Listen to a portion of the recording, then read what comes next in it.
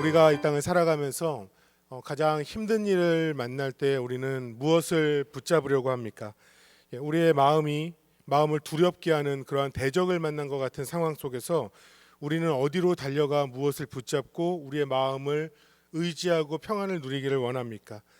오늘 바로 이 질문에 대한 대답이 바로 오늘의 말씀이 될 것입니다. 내 마음을 격동케 하는 두려운 대적을 만날 때 내가 가장 깊이 신뢰하는 물건이나 신뢰하는 사람을 찾으려고 하는 것이 인간의 마음입니다. 원래 우리 인간은 우리의 내면 속에 원래 자체적으로 두려움이 내포되어 있다고 합니다.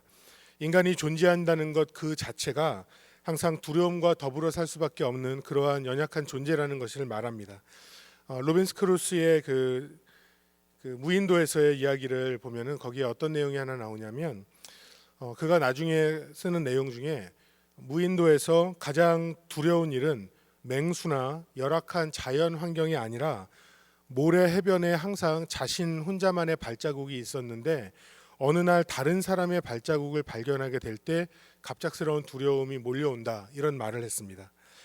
이 말은 사람이 짐승이나 자연재해도 무섭지만 오히려 그럼에도 불구하고 다른 사람, 다른 존재가 있다라는 것, 그것 하나만으로도 두려움을 느낄 수 있다라는 것을 말해줍니다. 이 알베르트 까메의 페스트라는 그런 소설이 있습니다. 그 소설에서 보면 해변가에 위치한 오랑이라는 마을에 갑작스럽게 페스트가 발생하면서 그들에게 혼란이 다가오고 많은 사람들이 병에 걸리고 죽고 그것을 이겨내 나가는 그러한 내용입니다. 그런데 거기에 보면 많은 사람들의 그 목숨을 건 그리고 눈물겨운 그런 노력으로 어느 날 패스트 재앙이 물러갔습니다. 그래서 오랑 시는 기쁨의 축제를 벌이게 됩니다. 사람들은 환호하고 서로 너무나 좋아합니다. 그런데 그 장면을 지켜보고 있던 거기에 나오는 의사 리오라는 사람이 이러한 말을 합니다. 패스트균은 결코 죽지도 않고 사라져 버리지도 않으며 가구 등 속에 숨어 있다. 그러다가 언젠가는 저 쥐들을 잠에서 일깨워 어느 행복한 도시를 공격하게 될 것이다. 그러니까 이 내용에서 보면 전염병이 사라져 축제를 벌이는 그러한 순간 속에서도 의사가 하는 말이 다시 두려운 일이 벌어질 것이다. 그러면서 아직도 벌어지지 않은 일에 대한 그러한 두려움을 말합니다. 그러니까 이럴 때 우리에게 마찬가지로 이 안에는 알 수 없는 막연한 두려움이 존재하고 있다라는 것이고 상황이 달라지면서 그 두려움이 언제든지 커져갈 수 있다라는 것을 말해줍니다.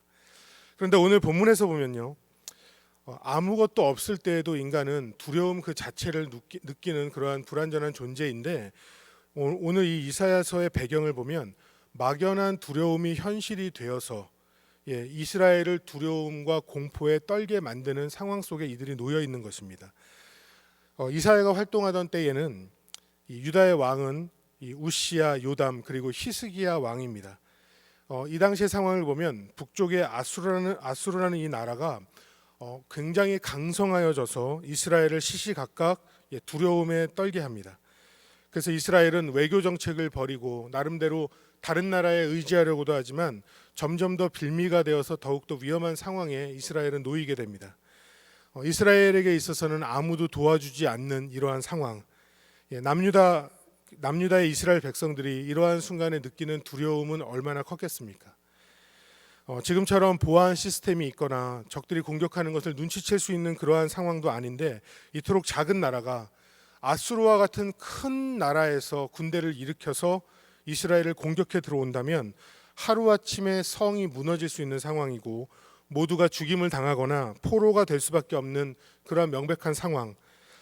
저녁에 자려고 누우면 두려움 속에 막 머리가 쭈삣쭈삣 서는 것 같은 그러한 상황 속에 있을 때 이스라엘 백성들이 택했던 그러한 붙잡기를 원했던 것이 무엇입니까? 이 본문을 통해서 알 수 있는 것은 이들은 우상을 붙잡습니다. 이들의 두려움은 하나님 앞에 믿음으로 나아가서 주님을 붙잡는 것이 아니라 자신들의 손에 잡히고 눈으로 볼 수 있는 그러한 우상을 향해서 이들이 나아갔다는 것입니다. 대부분의 우상은 아수르에 있는 우상들로서 이스라엘을 위협하는 초강대국이 가지고 있던 그러한 우상이었고, 이스라엘은 강한 나라, 아수르의 우상을 숭배하면서 그 우상이 이제는 자신을 보호해 줄 것처럼 그렇게 두려움에 가득 찬 인간적인 결정을 이스라엘 백성들은 하게 됩니다. 그런데 오늘 하나님의 말씀 속에서 보이는 것은 우상 숭배의 허무함을 보여주고 있고 무력함에 대해서 말씀합니다.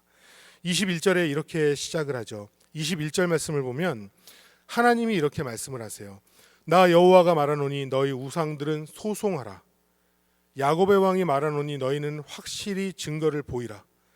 하나님께서 하시는 말씀은 정말 우상을 숭배할 때에 그것이 어떠한 결과를 가지고 오는지 그 증거가 있는지 대보라고 주님이 말씀하십니다.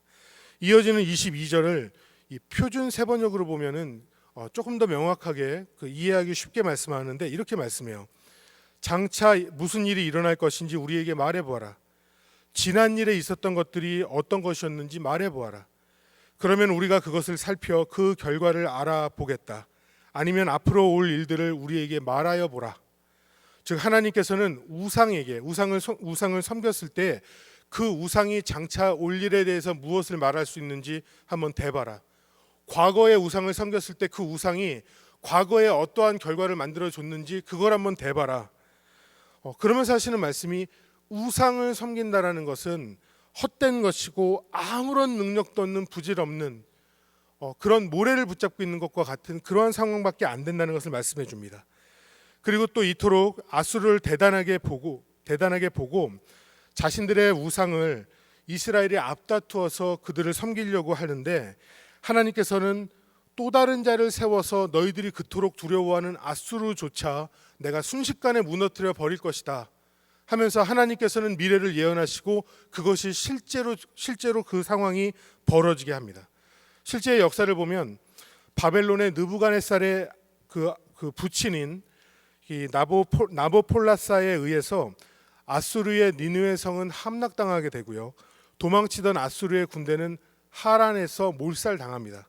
그리고 신바벨론이 고대 중동의 패권을 장악하게 됩니다. 하루아침에 아수르가 무너지고 바벨론이 일어나는 그러한 상황이 되죠. 여러분 우리가 이러한 상황들을 역사를 통해서 보면 어떻습니까? 하나님의 말씀은 실제로 벌어진다는 것입니다. 하나님의 말씀은 실제로 벌어져서 심지어 한 나라를 멸망케도 하고 한 나라를 세우게도 한다는 것을 우리는 알 수 있습니다. 오늘 본문을 통해서 우상에 대해서 주시는 이 말씀, 이것을 통하여서 하나님이 우리에게 무엇을 말씀하시는지 간단히 살펴보겠는데요.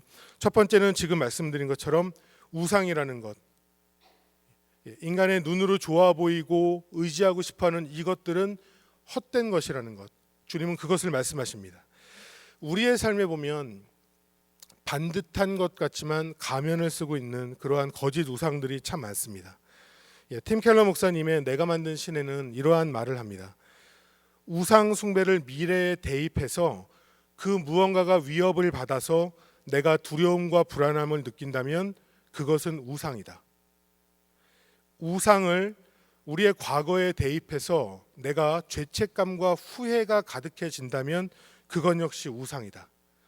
예를 들면 이렇습니다. 저것만 있으면 내가 행복해질 거야. 그런데 저것이 없던 내 과거는 불행했어. 이렇게 말하게 되는 것. 돈이 많으면 나는 남부러울 것이 없어. 물론 필요한 것이지만 과도한 염려는 우상이 되어가고 있는 증거가 됩니다.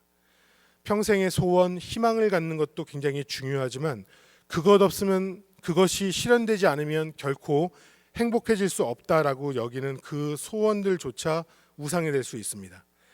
인간적인 성취 역시 좋은 것이지만 성공을 위한 지나친 갈망과 상대적인 열등감을 느낄 때 그 역시 우상이 되는 것입니다.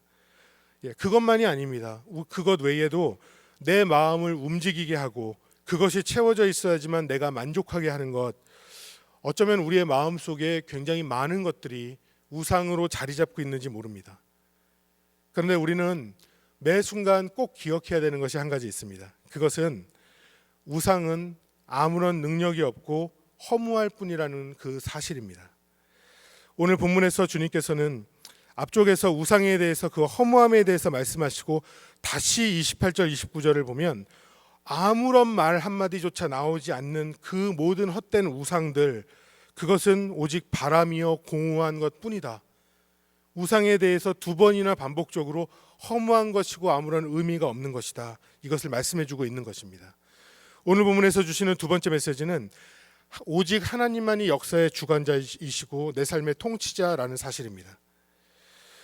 예를 들어서 자동차 경주를 본다고 합니다. 그런데 어떤 자동차가 그 결승전에 가장 먼저 들어와서 승리하겠습니까? 가장 운전을 잘하고 빠르게 운전한 선수의 자동차가 1등할 것입니다. 겉보기에 모든 자동차들은 다 좋아 보이고 성능도 같습니다. 그러나 분명한 것은 최고의 운전자가 최고의 결과를 만든다는 사실이죠. 여러분, 우리의 삶은 누가 승리합니까? 내가 스스로가 주관자가 되어서 내 스스로 결정하고 내가 내 인생을 운전하고 가는 것 같은 상황이 벌어지면 내 능력이 멈추는 그곳에서 내 인생도 멈추게 되는 것입니다. 그런데 하나님께서 내 삶의 주관자가 되어주셔서 이끄는 자의 삶은 반드시 다릅니다. 주님이 나를 통치하실 때에 내 삶은 온전하게 승리하게 될 줄로 믿습니다. 오늘 본문에서는 우상은 아무것도 아니고 헛된 것이라는 것, 주님께서 반복적으로 말씀해 주시지 않습니까? 허무한 것이 나를 이끌도록 내어드리는 그러한 인생이 아니라 살아계신 하나님, 전능하신 하나님이 그 사랑의 손으로 내 삶을 운전해 주시는 그러한 인생이 될 수 있기를 간절히 바랍니다. 구겨진 종이에도 최고의 이야기를 쓰시는 하나님이라는 책이 있습니다. 신재웅이라는 목사님이 쓰신 책인데 그 책에 이런 말을 해요. 우리의 문제는 하나님이 내 삶의 주인임을 잊은 채 내가 펜을 들려고 할 때 문제가 생깁니다. 우리는 아무것도 모르고 아무것도 할 수 없기 때문입니다. 나는 삶의 저자가 아니기 때문입니다. 더 늦기 전에 내 삶의 저자를 바로 세워드려야 합니다. 쥐고 있던 펜을 하나님께 드려야 합니다. 내 삶이 구겨진 종이와 같이 버려지고 무의미해질 때에도 하나님께서 펜을 들고 쓰기 시작할 때에 내 삶은 최고의 이야기로 가득하게 됩니다. 저는 바로 이거라고 생각합니다. 여러분, 하나님이 쓰시면 최고의 이야기가 시작됩니다. 우리의 인생에 넘을 수 없는 것 같은 골리앗과 같은 장벽을 만났을 때에도 하나님께서 펜을 들고 내 삶을 쓰기 시작하시면 물맷돌 3개로 골리앗을 쓰러뜨린 다윗의 믿음의 역전의 이야기, 바로 그 이야기가 내 삶에 쓰여지게 될 것입니다. 사랑하는 여러분, 오늘 하루 매 순간 살아갈 때에 주님이 나와 함께 하시고 역사하시고 우리 주님께서는 내 삶에 깊이 간섭하시며 주님의 뜻을 이루신다라는 것을 믿으시고 주님과 동행하시며 주님께 내 삶의 주도권을 내어드리는 그러한 모든 분들이 되기를 간절히 바랍니다. 우리 주님께 내 생각과 의지와 마음 내어드려서 주님이 통치하실 때에 주님께서 놀라운 손으로 내 인생에 작품을 써가기 시작하실 것입니다. 그 작품의 이야기들이 우리의 인생의 간증이 되어서 나누어지고 하나님의 은혜와 역사가 충만한 그러한 우리의 삶이 되기를 간절히 바랍니다. 마지막 세 번째는 나의 중심을 오직 하나님께만 드려서 의지해야 합니다. 더 쉽게 얘기한다면 내 안에 오직 하나님으로 채워져 있고 하나님을 인정해야 하는 것입니다. 우리의 인생에는, 우리의 그 내면에는 큰 구멍이 있습니다. 인간은 이 구멍이 만족할 때까지 저마다의 것들로 채우기 위하여서 노력합니다. 인간적인 성취, 인간적인 노력, 소유, 인기, 저마다의 힘으로 원하는 것을 추구합니다. 무엇인지 모르는 막연한 그 무언가를 얻고 채우기 위해서 우리의 시간과 노력을 쏟아붓습니다. 그런데 하나님의 말씀은 그 구멍에 채워져야 하는 것이 무엇인지를 명확하게 말씀 속에서 저희에게 전해줍니다. 그것은 바로 예수 그리스도로 채워야 한다는 것이고 주 안에 있는 진리와 은혜입니다.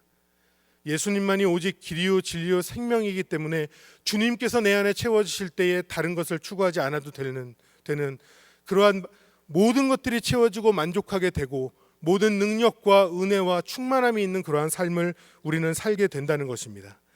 우리의 삶은 예수님과 동행하며 그를 닮아가고 주 안에 충만한 삶으로 만족과 평안을 누리는 그러한 삶이 될 줄로 믿습니다. 저는 우리의 신앙생활이라는 것이 어쩌면 이 구멍이 정말 무엇으로 채워져야 되는지를 말씀 속에서 계속해서 알아가게 되는 것, 배우게 되는 것이라고 생각하고, 신앙생활은 이 구멍을 주님으로 채울 때에 만족하게 되고 능력이 있고 기쁨과 감사를 알고 행복해지는 삶을 누리게 되는 것이라고 생각을 합니다. 예를 들어서 지금 여러분 중에 갑자기 너무나 갈증이 나서 지금 이 목이 마른 분이 계시다고 가정해 보겠습니다. 여러분, 너무나 갈증이 나와서 지금 내가 견딜 수 없을 것 같을 때 여러분 누구에게 그 도움을 청해야 됩니까? 답은 간단하죠. 물을 가지고 있는 자에게, 그리고 줄 수 있는 자에게 물을 달라고 하는 것이 맞습니다. 가장 힘들 때에, 우리가 정말 무언가가 필요할 때에, 정말 기적 같은 일이 내 삶에 정말 필요할 때에, 사랑하는 여러분, 우리는 그 상황 앞에서 누구에게 나아가서 어떻게 구해야 하겠습니까? 우상을 붙잡고 정성을 쏟으면 새로운 일이 생기겠습니까? 주실 수 있는 분에게 나아가서 우리는 구해야 하는 것이 아닙니까? 여러분, 후히 주시는 분, 나보다 나를 더 잘하시는 분, 우리 주님 앞에 나아가서 구할 수 있는 이 아침 되기를 바랍니다. 주님께서는 주십니다. 아니, 오직 주님께서만 주십니다. 모든 것을 다 아시는 주님께서 내가 생각하는 것보다 더 좋은 것으로, 최고의 것으로 내게 주신다는 것을 믿으시고 오직 주님만 의지하시고 간절히 주님 앞에 나아가 주님 붙잡고 주님 앞에 구하는 그러한 우리들이 되기를 우리 주 예수님의 이름으로 간절히 축원합니다.